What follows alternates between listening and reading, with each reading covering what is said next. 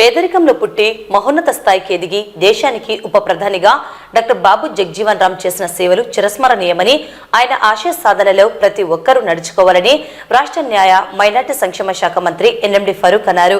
శనివారం నంద్యాల పట్టణం RTC bus stand సమీపంలోని డాక్టర్ బాబు జగ్జీవన్ రామ్ 118వ జయంతి సందర్భంగా వారి విగ్రహానికి మంత్రి ఎన్ఎండి ఫరూక్, ఎమ్మెల్సీ ఇసాక్ బాషులతో పాటు జిల్లా collector Rajakumari, municipal chairperson Mahabunisa, joint collector Vishnucharan, దళిత సంఘాల నాయకులు పూలమాలలు వేసి ఘనంగా నివాళులు అర్పించారు.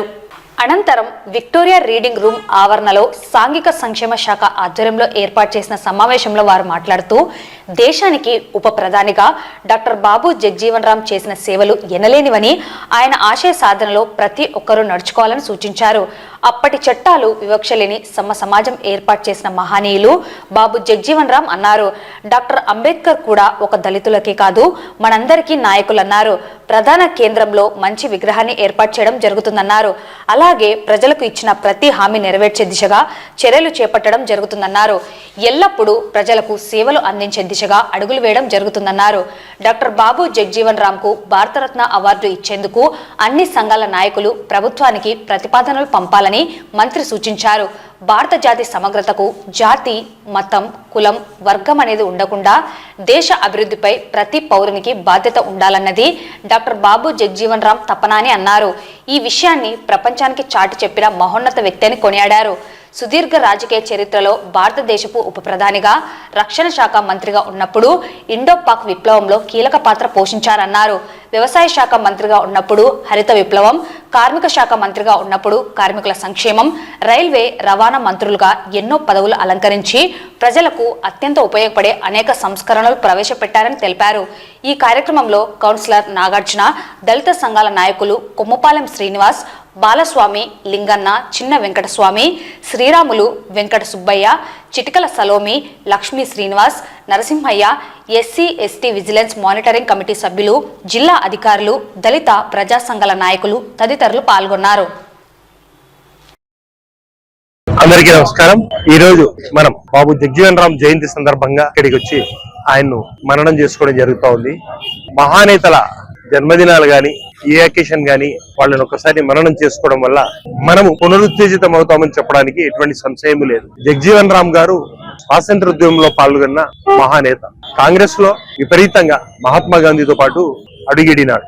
కేవలం ఆయన నిమ్న జాతుల కోసం అని చెప్పేసి పోరాడి కాంగ్రెస్ తో కూడా విభేదించి బయటికి వచ్చి స్వతంత్ర పార్టీ పెట్టి ఆ తర్వాత జనతా పార్టీలో విలీనం చేసినటువంటి వ్యక్తి జగ్జీవన్ రామ్. కేవలం ఎన్నో మంత్రి పదవులు ఏర్పాటు చేసినాడు. లేబర్ మినిస్టర్ గా పనిచేసినాడు, తర్వాత కార్మిక శాఖ మంత్రిగా పనిచేసినాడు, తర్వాత ఫైనాన్స్ మినిస్టర్ గా పనిచేసినాడు. ఈ రకంగా ఎన్నో మంత్రి పదవులు ఏర్పాటు చేసి ఆయన ఉప ప్రధానిగా కూడా పనిచేసిన వ్యక్తి.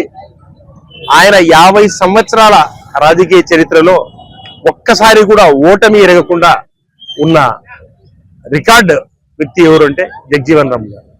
ప్రజల మన్ననలు ఆ రకంగా పొందిన వ్యక్తి జగ్జీవన్ రామ్ గారు. నేను చిన్నప్పుడు ఒకసారి నాకు బాగా గుర్తుంది, మున్సిపల్ హై స్కూల్ గ్రౌండ్ కూడా ఆయన వచ్చి ఆయన సందేశాన్ని నంద్యాల ప్రజలకు వినిపించిన వ్యక్తి.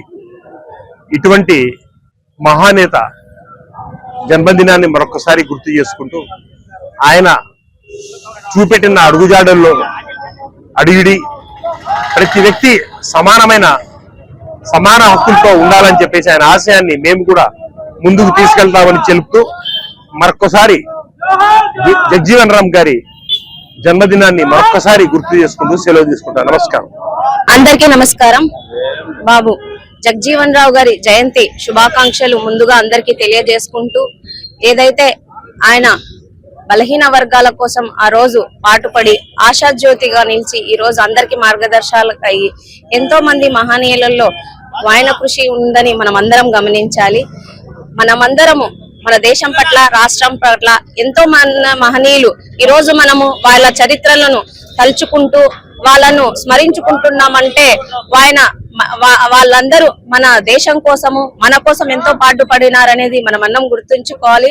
వాళ్ళందరి ఆశయాలకు అనుగుణంగా మనమందరం నడుస్తూ మన ఊరికి, మన రాష్ట్రానికి, మన దేశం పట్ల దేశభక్తితో అందరం కలిసికట్టుగా ఉంటూ ముందుకెళ్లాలని మనస్ఫూర్తిగా కోరుకుంటూ మరొకసారి వారిని స్మరించుకుంటూ ఘన నివాళులు అర్పించుకుంటూ ఇంకొకసారి జయంతి శుభాకాంక్షలు తెలియజేసుకుంటాం.